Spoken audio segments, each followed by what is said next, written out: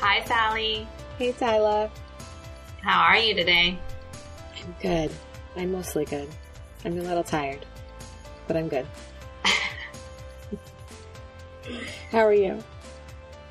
I'm good. I'm having a great morning. Wonderful. I love it. Yeah, it's nice. Okay, so what's the best thing that's happened to you since the last time we spoke?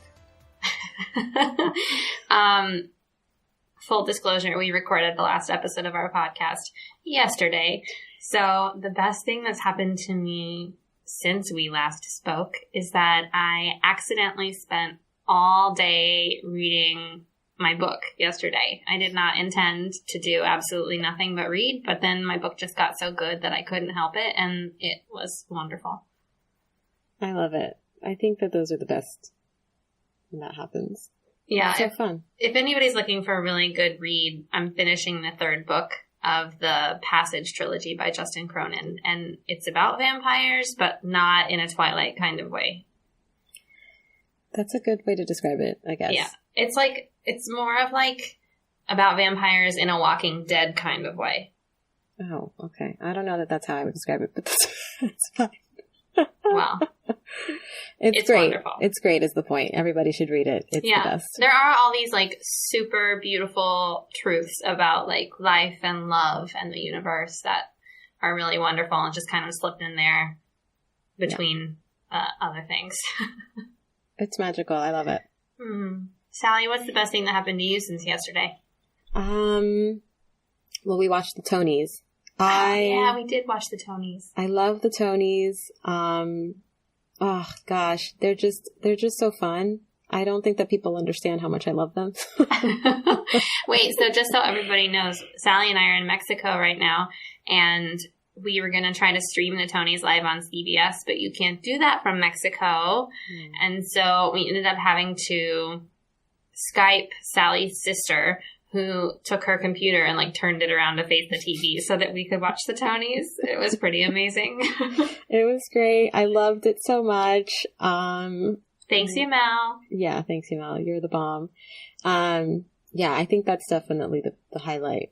I just get so giddy. It's such a good time. I always have so much fun watching it. Even the ones that are boring. This year was really good. What was your favorite moment of the Tonys? Oh boy. I think I really loved that Hamilton performed at the end. That was a really lovely way to end the night. And I think it's really great that they got to perform again, because I was really sad that none of the women really got to shine. Oh, I had that thought too. I was like, this is highlighting all the men in their first performance. Yeah. So I'm glad that they got a chance to shine and show people why they're awesome. Yeah. I also really loved all of their acceptance speeches. They're just so good. Lin-Manuel's sonnet, just like, I can't even. I know. I love it. I love all of them. Go, if you have not watched the Tonys, you don't need to watch the Tonys, but at least go see the performances. I'm sure they're available somewhere, and the acceptance speeches, because I think all of them, like Leslie's was really good, Renee's was really good. I mean, I was crying. Yeah. David's was good too. And then we're just talking about the Hamilton cast for anyone who doesn't know what we're talking about. Don't care about anybody else's acceptance speeches. They were fine. I guess Frank Langella also had a really good one. So yeah, go watch the acceptance speeches from the Hamilton cast. And I guess he won lead actor in a play. That's what Frank Langella, right? I think that's what he won. Yeah. So watch those. And then watch the Hamilton performances. And then you're good. You'll be good. Maybe also the Waitress performance if you'd like. Oh, my God. That performance made me want to see that show so badly. I can't wait to watch it. Well, speaking of performances and performers, Sally, who do we have as our guest today? Oh, boy. I'm so excited about our guest today. She is now a dear friend. I guess I consider her a dear friend. I hope that she doesn't mind that I said that. She's like, we're not friends, Sally. We went to high school together, actually. Side note. And then we reconnected a couple of years ago. And I'm just so excited to have her on. So I'm really jazzed to welcome Cindy. Yay, Cindy! Hi, Cindy. Welcome to the podcast. Hi. And yes, Sally, we're friends. Great. All right, glad we got that cleared up. It's not so awkward. I was as soon as I said it, I was like, oh, what if I'm not her friend? Sally and I just had this conversation like 2 days ago about people that like think you're their friend, but you're like maybe not really, or like. Yeah. And then then you just never know. So yes, that's great. We are friends. Phew, that's wonderful. Glad we cleared that up. And so we've got Cindy on today because a year ago today, she launched her Kickstarter. And I just have loved everything about her journey leading up to that and then having the Kickstarter campaign. So Sally, what was her Kickstarter for? it was for her EP, Unmasked. It's an EP, yeah? Yes, I didn't it make is. that up. Yeah, her EP Unmasked. That's what it was for. And I mean, I'm sure that we'll talk a little bit more about this, but I think that one of the things that blew me away about that and why I wanted to have her on is because she had received advice about setting her goal amount pretty low, and she ignored that and went with her gut and totally exceeded her goal amount. So I'm excited to talk about that. I guess that was maybe something to save for like later on in the conversation. No, maybe? I'm like, let's say it up front because Okay, I think that the goal amount, y'all, her goal was like $20,000. Is that right? Yes, it is. Oh boy. Yeah. So I'm excited about that. So take us back, now that we've kind of set that up, take us back to a year ago today. And I guess just set the scene for us a little bit. Okay. So I had been doing lots of research on what it takes to do a really awesome EP. And the advice that I got was to get out there and find a producer who's already doing the kind of music that I want to do, find someone who's in the industry, and just figure out how much it costs to get them and find the money. So, I reached out to this producer out of England, Blair McKitchen, and I found out that I would need about $20,000 to work with him, and I didn't have anywhere close to that. So I decided to do this Kickstarter campaign. And I am the research queen. I don't do anything without, going on Google and finding as much information as I can first. And I actually purchased an online course about how to successfully fill a crowdfunding campaign. Actually, I purchased like 2 of them. And another course about, the spirituality of money. So I was not going into this lightly. And the course that specifically talked about crowdfunding for musicians, they tell you to go through your list of contacts and add them all up. And they have a crowdfunding calculator. So once you add up the number of people that you put it into the calculator, and they guess what your fundraising potential is. And my fundraising potential was about $5,000. Oh boy. And I was just like, oh my God, that's not even close to what I need. So I was like, okay, I'm going to stretch. I'm going to go for 10,000 because, I know a lot of people. I've lived in New York. I've lived in North Carolina. I've lived in Massachusetts. And I was just like, I know a lot of people. I can pull this off. But then I started talking to my mentors, and they were like, so have you done a real budget? Sit down, list all your expenses. What do you really want? Yeah, like let's base this not just on like what you think your potential is to raise, but actually on what you need to get the project done. Exactly. So when I did the math, I was like, okay, I need $20,000. Let's go for it. I also spoke to one other mentor and asked for advice. And she said, you can go for $20,000. Just be prepared to put in a $20,000 effort. And I was like, really? That's it? Okay, let's go. So I did it. And, I followed all the steps of the courses, and the first few days, they were okay. I raised like $1,500 in the first 3 days. Oh and gosh. For the average person, that would have been amazing. But because I was trying to raise $20,000, it really wasn't all that great. Yeah, it was actually pretty scary. Before we get into, like your success right away and how much you raised by when, I really want to know, like, emotionally that day that you put your Kickstarter to live, like, how were you feeling? Because it's such a big deal to put yourself out there like that. At that point, I was nervous, but I felt like I had done my homework. So I felt like things were going to go well. One of the things that I did to kind of like stick a foot up my ass was that I bought my flight to England before I launched the Kickstarter campaign. So like failure wasn't really an option. And I went into it just feeling like, okay, this is going to happen. I've already booked my flight. I've already booked studio time in England. It's just a matter of actually getting this thing done. That's amazing. Oh my God. I'm like, you were doing this. Yes. But after the first 3 days, when I saw how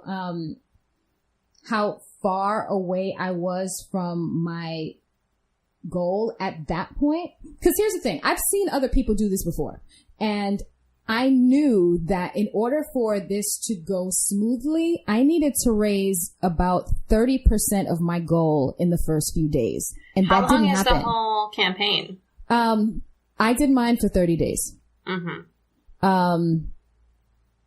So after the first few days, even though I'd raised $1,500, I started panicking. Because I realized that it wasn't just as simple as putting it out there and asking people. And I found out that asking people for money actually wasn't simple at all. It was terrifying, and it was embarrassing, and it was just, it was not what I expected it to be. I found that, okay, so part of my strategy was to reach out to a certain number of people every day. And my original goal was to maybe reach out to 30, 40 people a day. And I would reach out to 10 people and literally get sick to my stomach and just stop.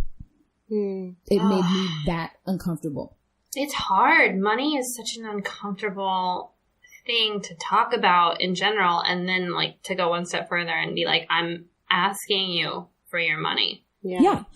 And it brings up all of your fears and your money story, and it brings up everyone else's fears and money story. Like I remember watching, Tyler, when you put up your crowdfunding campaign, that there were people in your life who were highly offended that you would ask for money. I know. I'm just sitting here being like, okay, well, first of all, when I did mine, I didn't do any research. I was just like, I'm just going to put this thing up here and see how it goes. And I didn't, I mean, mine was a very different situation than yours. Yeah. So I'll just say briefly so that everyone listening knows. Is we've talked about the money that I've invested in my personal growth over the last year.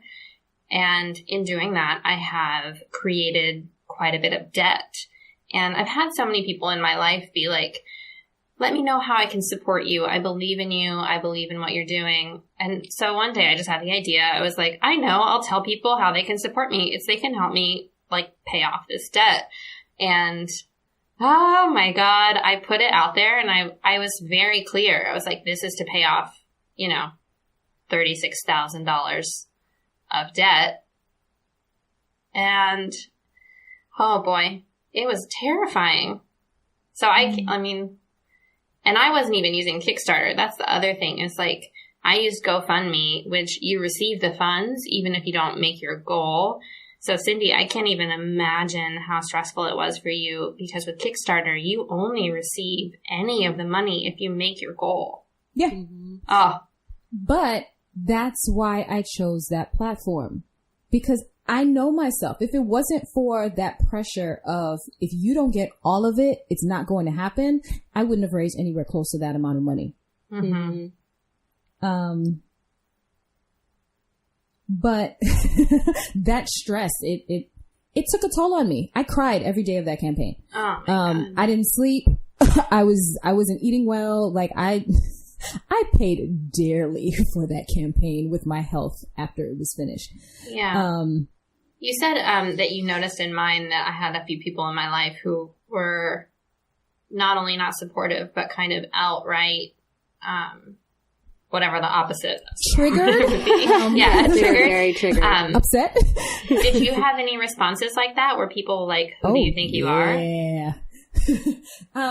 So my parents were not very supportive at all. And they made comments about me begging people for money. Like, my parents were very embarrassed by my campaign.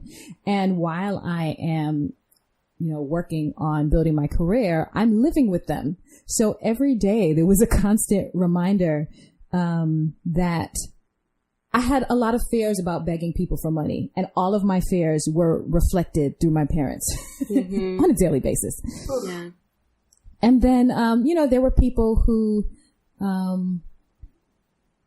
wanted a lot of detail about, there were people who I'm trying to figure out how to put this. When I said I needed $20,000 for production, there was a lot of, well, I know someone who can do it cheaper. And why are you spending so much money on this? And, I could have done your production. I'm like, yo, I didn't ask you to do my production. I did my research. I know who I want to work with. Are you going to support me or not? Yeah. Yeah. That was actually my experience with my GoFundMe for my solo show, was that then people kept questioning how much money I was asking for. And I was like, it was funny because I knew that was what I needed. I knew, for instance, so Cindy was one of my backup singers. I knew that it was so important to me to pay Cindy to sing for me. It was like, it would have hurt my heart to not have money to pay. And she didn't need the money. She said, I don't need you. You don't need to pay me. But it just, at that point, especially for me, it was so important to work with who I really wanted to work with and to pay them what I could. So actually I could have asked for more, because it would have been really nice to me to have been able to pay more for each of the musicians, and for Cindy, and, that would have been really, really lovely. And in my head, I would have also gotten everyone a gift. So, that would have been more money too. But I was like, okay, well, this is the bare minimum that I require to make this happen. And still everyone was like, well, I have a friend who could play bass for you. I was like, well, I don't need your friend to play bass for me. I have a bass player. It was really important to me to have, the caliber of musicians that I was working with, to have people who have been on Broadway shows, to have somebody who was, one day do at our rehearsal and then the next day playing for Audra McDonald. Like, that was important to me. That is so cool. So that was the level that I required. And it was really interesting how much it made people question the amount that I was asking for too. Well, it's so interesting because even though I wasn't working toward a tangible goal in terms of having a solo performance or a solo show or putting out an EP, I was, framing it in the way of I want to pay off this debt, and also I'm trying to start a business. And I also got people reaching out to me with advice. And it is so interesting because some of the advice I was grateful for, but some of it I was like, I didn't ask for your advice. I asked for your support, and you can support me or not. The other thing that's really coming up is how, oh my God, if I had made a list of the people who I thought would support me, not a single one of those people chose to make a donation. And then on the flip side of that, every single person who donated was a total surprise to me. And every single person who donated, I wanted to be like, oh my God, you were not my target audience. I can't take your money. Here's your money back. But it made me realize what I want in terms of support. It's not support from people who feel obligated. It's support from people who truly believe in what I'm doing. Cindy, what was your experience around that? Were you surprised by who did and didn't donate? Oh, yeah. There were people who are close to me that I expected to donate and didn't. And like you said, there were people who I haven't spoken to in years. There were high school classmates that I really don't think I had a single conversation with ever that dropped $200 in my crowdfunding campaign. I was That's amazing. floored. So remember I said I cried every day of my Kickstarter. Half of the time it was tears of, oh my God, I don't know if this is going to happen. And other times it's like, oh my God, I can't believe I just gave so much money. Oh boy. Love that. Yeah, I even donated and I didn't even know you. I was just so like, thank you.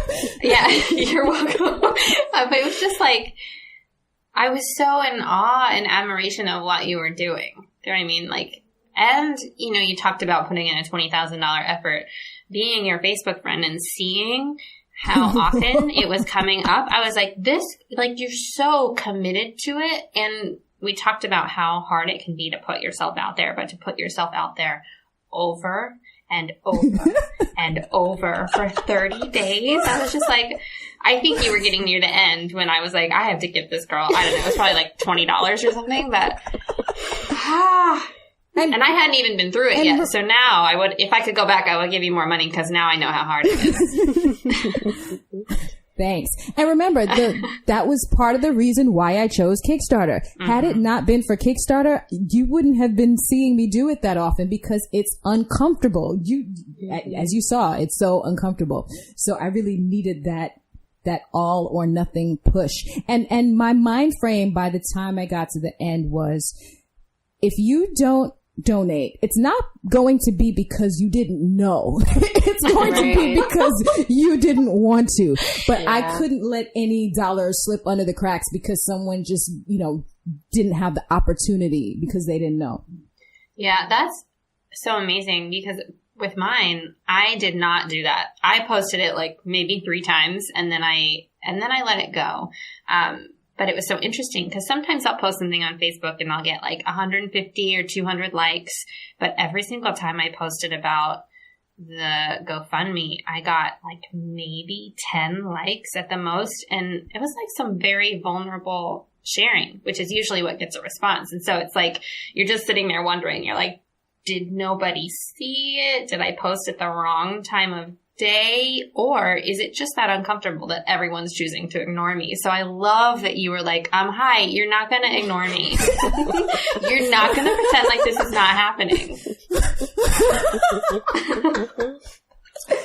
Yeah, so the turning point was I did a solo show, and it was supposed to be like this, almost like a telethon. Like I had it live streamed. I was hoping that, people who showed up would contribute, that people watching on the internet would contribute. And I really thought that would be like a turning point.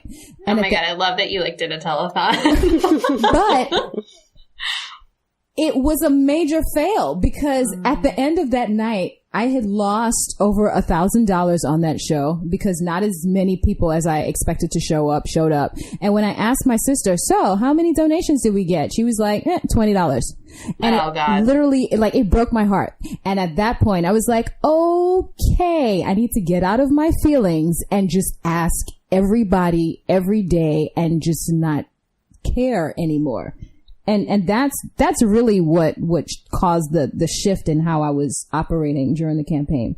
When you say to not care anymore, I want to ask you to actually go a little deeper and be a little more truthful about what that means, because I know it's not that you decided to not care.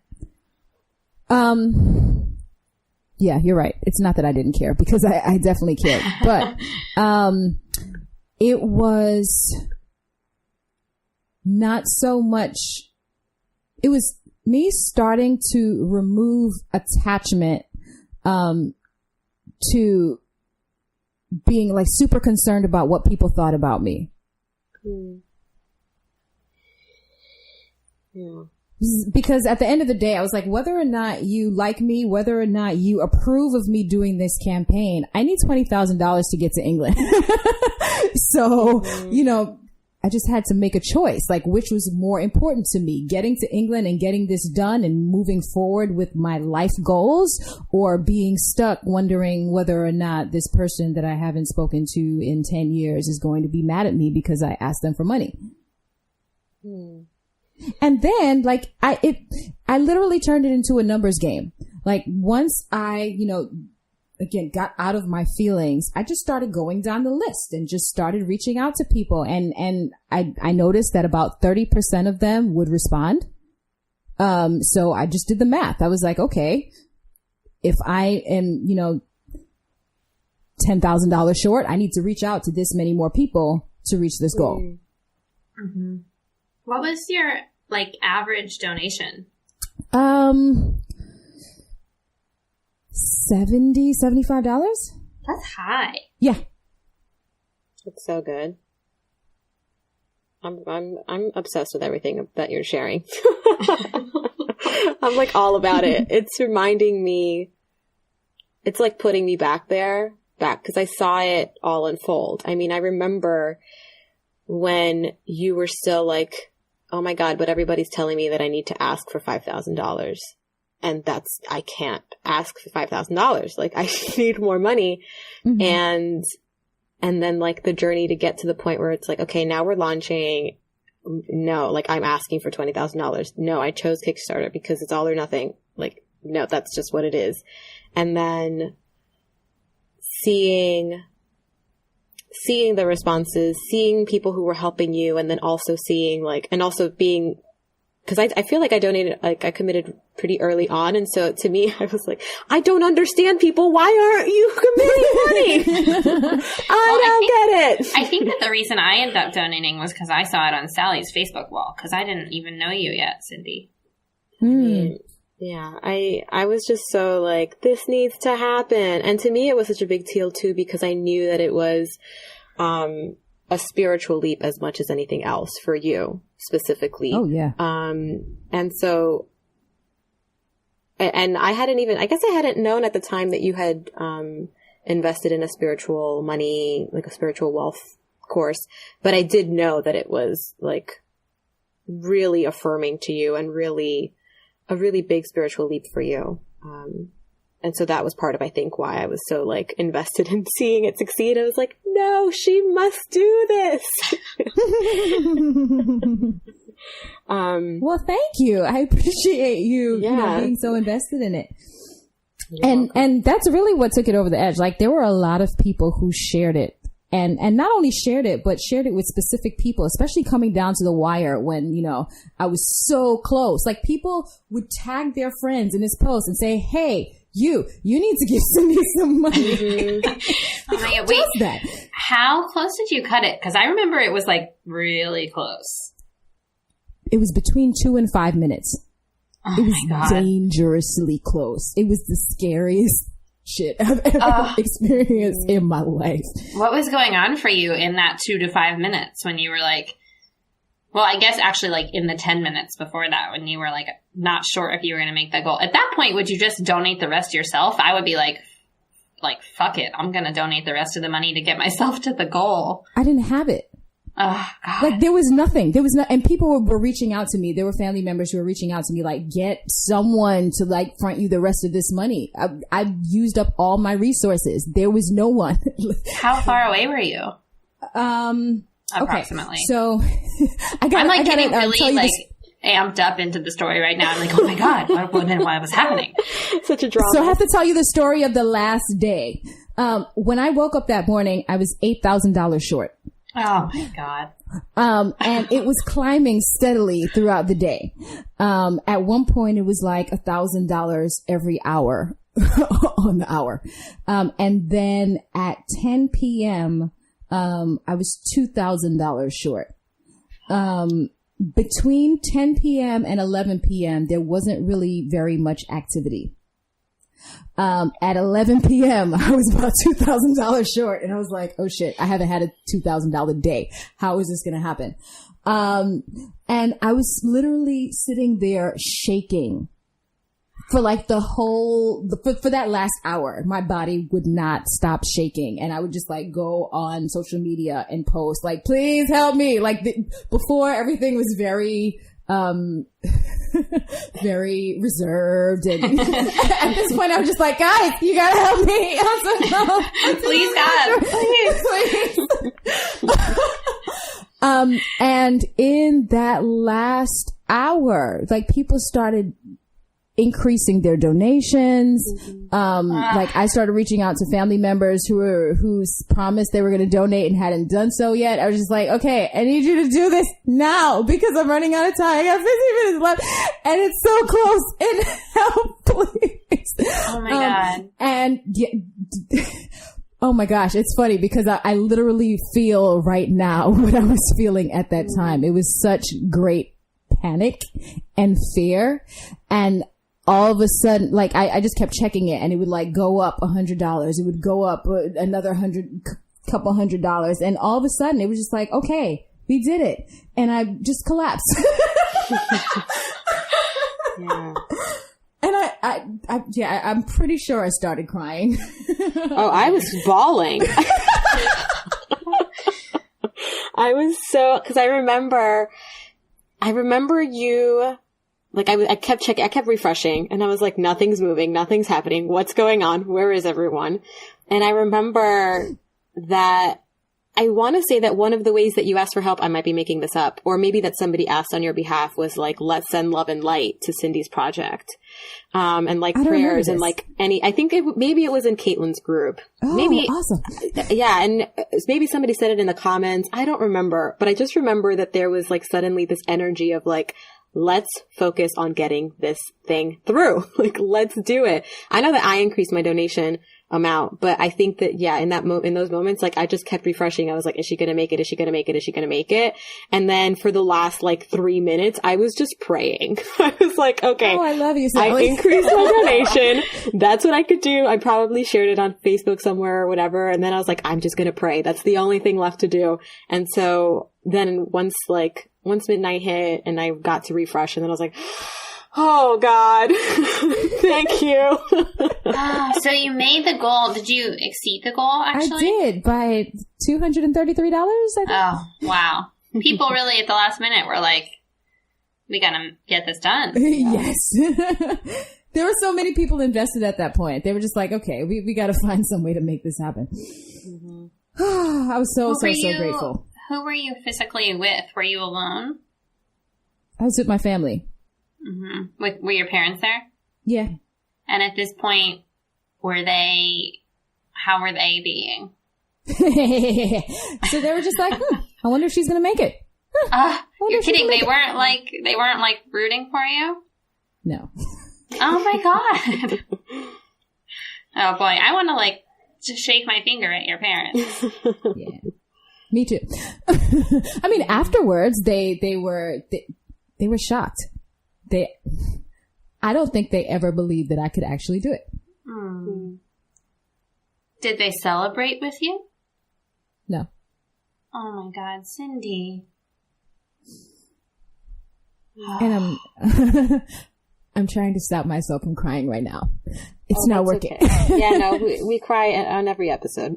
Yeah, oh, great. It's kind of our thing. It's okay. Yeah. No, what happened was a couple weeks later, like my body just crashed. And what I got was, it's because of that Kickstarter campaign that you did, because you ran your body into the ground. You shouldn't have done that.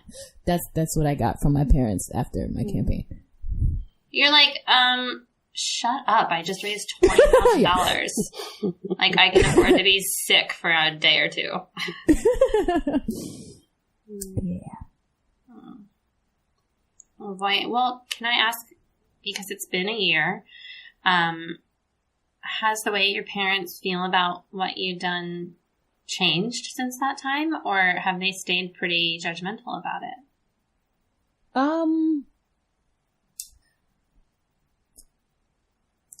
I think it may be a cultural thing. My parents aren't very forthcoming with positive feedback or praise. So I have not heard anything positive about it. I haven't heard anything judgmental about it since then. But yeah, I'm not sitting around waiting for a pat on the back. Mm-hmm. Oh boy, it's so interesting because when I did mine, I talked to Sally before I did it, and I talked to my boyfriend Matt because his family is very active on social media, and I was concerned what his family was going to think of me. Mm-hmm. And I also checked in with my mother, and it surprised me because my mother was not as immediately supportive as I expected her to be. Mm-hmm. And I think the reason why was that she was really afraid that I was going to get hurt. And she was really afraid that the people I thought would show up for me would not show up for me. And most of them didn't. But it's interesting because I think for her, and maybe there was a little bit of this for your parents too, is that part of the way they felt about it comes from a desire to protect you.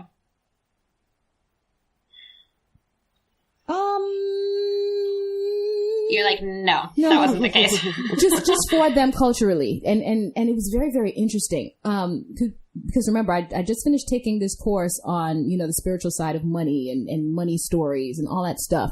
And I literally heard my parents' money story come out of their mouth every day. Mm. There's this culture of not asking for help, being independent, like you don't bother people, like that kind of stuff just kept coming up. So it was very, very interesting. It was more of an embarrassment for them because of how they were raised and, their independence, to see me ask and see me be vulnerable than it was, them trying to protect me. They were trying to protect themselves. Yeah. Yeah. Well, it's interesting because it still comes back to that idea of protection. Yes. Which I think so much conversation around money really does when you boil down to what we're really talking about. Mm-hmm. Yeah. Yeah, it's true. I think it's because money is so wrapped up in everyone's identity because it is this thing that's like everyone needs it to some extent, Mm-hmm. And so then it becomes part of like, well, I can only make this much. I can only ask for this much. I only deserve this much. You only deserve that much. I don't want to talk about how much you deserve because it may be different from how much I deserve. Like all of these things, which most of them are not true. I mean, we all just deserve whatever we require. But I think that that's one of the things that I found for sure, both from my own crowdfunding experience and then also just from being like an entrepreneur and all of that. I think people get really wrapped up in what it means for their identity, what money means for their identity, what your money means for their identity. Like all of this stuff. The other side of that too is that like feeling of, maybe it's not the other side, just a continuation of what you were saying is like, I can only receive money if I work myself into the ground. Mm-hmm. Or there's like people who are born with money who have like the opposite kind of relationship to it where, well, and I don't know what kind of relationship they have to it because I was not born into money, but I can imagine it's like money comes to me easily. Mm-hmm. I always have money, even when I don't lift a finger. And, again, thinking about the way that adds to our own identity versus what the way that I relate to money means about somebody else. Mm-hmm. So, for me, I was like, I'm going to open myself up to receiving monetary support from people who care about me. And I did get a couple of responses that were like, you need to buck up and get a job. And it was like, just because you believe the only way to receive money is this very traditional, work yourself into the ground, take a job you don't necessarily like, doesn't mean that has to be my story. And if that's not my story, it also doesn't mean that has to threaten you. Mm-hmm. But I don't know. I don't know. Oh boy. Oh, money. What, Cindy, besides your parents, I guess I would love to know what are one or two of like the top either triggers that you created in other people or like, your own kind of fears that were reflected back to you. Oh yeah. I want to know both of those things. Yeah. I'm curious. Do you need an example? Because I have one. Sure. Because nothing's coming to me off the top of my head.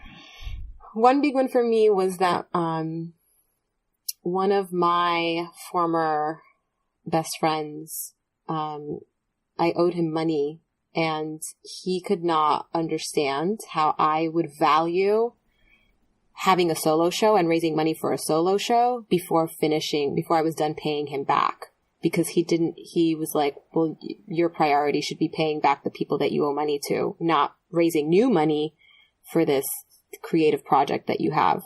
But for me, like, my solo show was everything.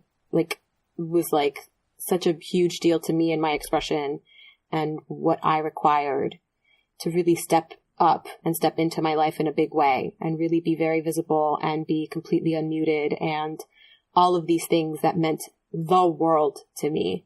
And so that was a very interesting thing that came up. I very strongly triggered him, in terms of like what it means to have monetary priorities. And obviously like owing him money was just part of that. Because really what it was about was like, how dare you say that your most important thing right now is this thing that shouldn't mean anything. This thing's as silly as a solo show. Instead of like eating and living and paying rent and like, you know, whatever else. That was the big one for me. So one thing that's coming to mind right now is that, I told you I had this, fear of begging, right? Mm-hmm. Or looking like I was begging. And I was just, you know, scrolling around Facebook one day and I noticed that one of my, former college classmates had posted a status saying something like, you know, a lot of these crowdfunding campaigns around here, a lot of these people look like they're begging for money. And I immediately was just like, oh, she's probably talking about me. But what was interesting was that she had actually done a crowdfunding campaign the year before and took it down. And, you know, people started commenting under her, her status, not necessarily about what she had done, but she actually ended up bringing it up. She was like, you know, I did my own crowdfunding campaign and I took it down because I didn't feel, you know, I don't feel right asking people for money. I feel like I should work for it myself. And I was just like, aha. So, you know, that's her own thing. That has nothing to do with me. So I don't need to feel uncomfortable about it, you know, just because she's triggered by it. Yeah. Yeah. That's such an important thing to remember. Like, just because something used to be your story, or even if it never was, it doesn't mean that it has to keep being your story just because it's somebody else's. Yeah. I think that the temptation is like to bring yourself back down to a level that doesn't serve you just because somebody else is like, well, it still serves me. But so what? Great. Good work. Keep it up. Keep moving through that.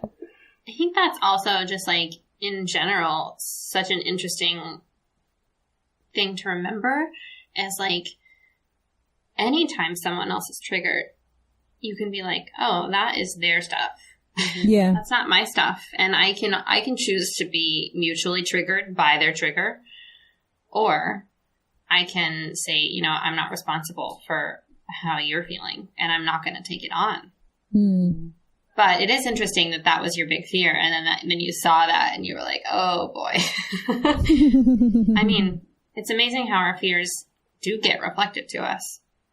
Yeah. Right, because literally every single one of my fears was reflected either, you know, on Facebook or through my parents, like verbatim. Things that I'd said out loud were things that other people said to me. Do you think that experience helped you work through and let go of some of those fears? Yes. And it was almost like a spiritual classroom because, you know, we read all this stuff about how people are mirrors to us and, you know, we learn all that stuff. And I literally saw all of it happen. Yeah. And then you're like, oh, 30-day period. Now I understand what that means. Yeah. Oh, boy. Oh, I'm just reminded of something else interesting that came up during this campaign that had to do with like spirituality. I was talking to a friend of mine who basically told me, it was like a week before. I was failing miserably. It wasn't going so well. And he was like, you know what? Maybe it's not God's will for this to happen. And, this whole idea that God decides, whether or not you're supposed to be blessed with, this money, or whether or not you're supposed to be successful. And it took everything within me to just say, no, God is within me. And this is about me doing the work, me rising to the occasion, and the God in other people, rising to the occasion as well to, help me do this. And taking the power out of this, magical being in the sky and putting the power back in my own hands. That was really, really huge during that whole process.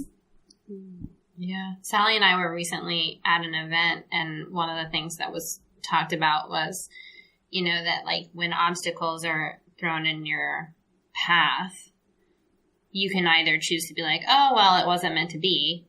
Or you can say like this obstacle is here kind of like to test how bad I want it.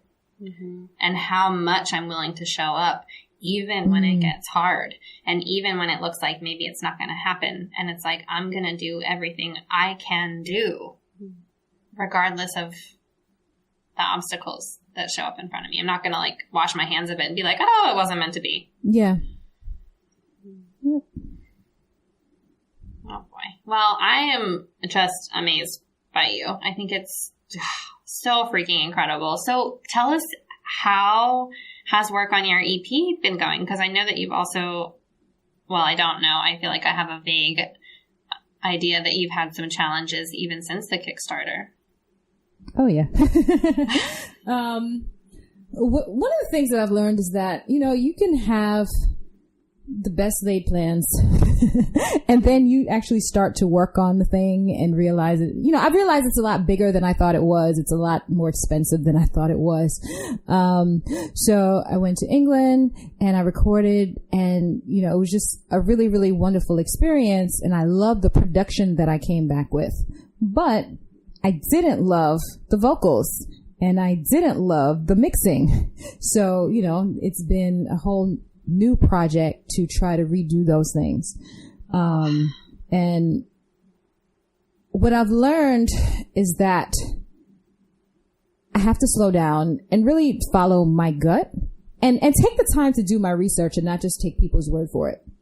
And then, okay. Hold on. So redoing vocals, I am working on the branding piece of it. I've worked a lot with my coach on figuring out what, my mission is and just figuring out what my brand is. So I'm working on the website right now.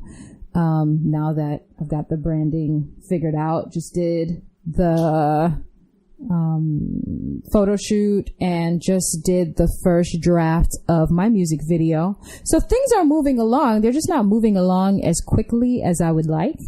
And I'm having to, I'm finding that I have to put myself and put this project on a budget. Because, there's no more Kickstarter. It's all now just me working and putting all of my money towards this. And it's looking right now like the total cost of the project is probably going to be about between $40,000 and $45,000. And I've put a lot of pressure on myself to just throw, again, every single extra dime that I have towards it. But I have to do this in a way that allows me to live comfortably and not completely stress myself out. And I've just found people who aren't in it don't understand how much it takes. So they're looking at it like, hey, you did this crowdfunding campaign a year ago. Like, where's the product? Like, where is it? We want it now. You're not moving fast enough. I'm like, man, I'm moving as quickly as I can. How fast do you expect me to come up with the other $25,000 on my own? Well, especially the other like $25,000 that I didn't know it was going to take. Exactly. Exactly.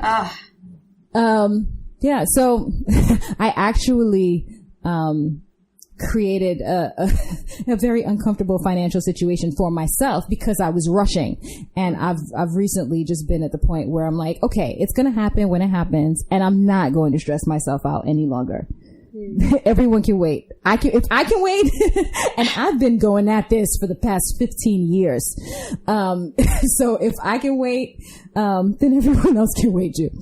Well, it sounds like that was a real evolution, because I can imagine that it would be really easy to slip into some feelings of guilt around that. You know, like, everyone gave me this money and now I don't have this thing that I said I was going to deliver. And it sounds like you've really worked through that to a place where you're able to be like, you know, I'm going to make it what it needs to be, and I'm going to take the time required to do that. And I think that's just such a mature way to frame the experience that you're having. Well, the universe slapped me over the head to the point where I had no choice but to come to that conclusion. So, you know, it is what it is. Oh boy. Oh boy, it is right. It's like, you learn the easy way, you learn the hard way. I learned that one the hard way, but it's cool.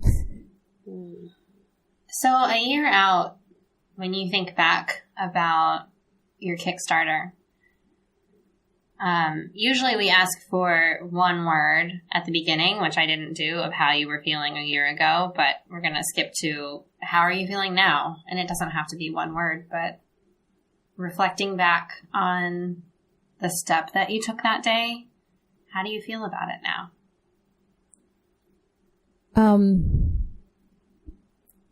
The word that came to my mind was magic. We literally made magic happen, because there's no logical reason why I should have raised $8,000 in a day. Yeah. It feels magical. Yeah. Yep. I'm really honored that I was able to be a living example of a miracle for so many people. Mm-hmm. I know it was an inspiration to me. Yeah, a lot of people reached out and just talked about how inspired they were by it. So, you know, it was really, really hard for me. It was really stressful, but it was so worth it. Yeah. There was so much good that came out of it outside of just the money, obviously. Outside of the money, what would you say is the best thing that came from you doing this Kickstarter? I learned that rejection is not going to kill me. That's so important to learn. Like, people are going to say no, and that's okay. Yeah, because some people are also going to say yes. Yes. So you can focus on all the people who say no, or you can focus on the people who say yes. This experience is a lot better when you focus on those who say yes. Amen to that. Yeah, and also not to let all those no's stop you, because I think it can be really easy to get discouraged. Yeah. Oh, yeah. Oh, boy. I feel like you're my Kickstarter hero. Oh, thanks. And so, Cindy, if you could go back to a year ago today, the morning that you set that Kickstarter campaign to live, what would you say to yourself, knowing what you know now? I would say, trust the process. Like, you know what to do, just do it. But you actually have to do it. Don't let fear get in your way. Just do it. That's great. Well, you did. You did trust the process. But it it took a while. Yeah. It took a while for me to trust the process. The first 2-3 weeks, I was in panic mode and fear mode. But once I finally trusted the process at the end, that's when things started shifting. Well, congratulations. I can't wait to hear the EP when it comes out. I'll be waiting patiently. Sally, what else? Just that Cindy rocks. Oh, thanks, Sally. Yeah, thank you so much for coming on and for chatting with us. Thanks for having me. Yeah, and I just love everything about your journey. I'm really excited about watching the music video and really bummed that I couldn't be in it. Oh, yeah. If you were still here, you know, you definitely could have been in it. Oh, well. I know. Add that to your list of reasons to come back to New York. I'll put it on there, guys. I will. Well, yay. Thank you so much. Can you share with people where they can find you on the internet? Sure. So my website is www.cindyrain.com. So that's CindyRainne.com. And you can find me on just about every other platform. Just search Cindy Rain. So Facebook, Instagram, Snapchat, Twitter. Is that all? Yeah, I think that's all. Do you actually tweet? No. I hate Twitter. Don't find me on Twitter. I was like plugging my Twitter every week and I was like, maybe I'll start tweeting again. And I was like, no, I'm not. I'm not ever going to tweet again. Let's just let it go. I just post stuff from Instagram to my Twitter feed. Oh, boy. Sally, where can the people find you on the internet? You can find me at Sally Simply everywhere, including, I tried to Snapchat this weekend. Apparently I didn't do that right, but I'm going to try again, guys. I don't understand how Snapchat works. Just like as an aside, like I don't get the point. I'm getting old, obviously. Yeah, it made me feel really old. But it's cool. It's fine. And you can also find me at sallymercedes.com or unmutedexpression.com. Tyler, where can the people find you? Yeah, I'm TylaFowler.com and Tyla M. Fowler on Instagram, and you can find me on Facebook. Also, a year ago today, this lovely podcast has a Facebook page. If you want to go like our Facebook page, that would be great if you feel so called. Also, we would love if you would share this podcast with somebody else that you think might be interested. Mm-hmm. Keep sharing it, people. You could also rate and review us on iTunes, which is pretty nifty. Or Stitcher, I guess. I think that they have rates and ratings. Stitcher is like another thing that I don't know how it works. So we should just make a list. Things that Tyla doesn't understand how they work. And you can also find Zena Howell, who provides our intro and outro music, on social media at ZYNAHEL on Instagram, Facebook, and Twitter. That's it. That's what we've got, guys. Thank you. That's what we've got. All right. Well, thanks, Cindy. It's been so fun to talk to you. Thank you for having me. And thanks, everybody listening. Love y'all. Bye. Bye.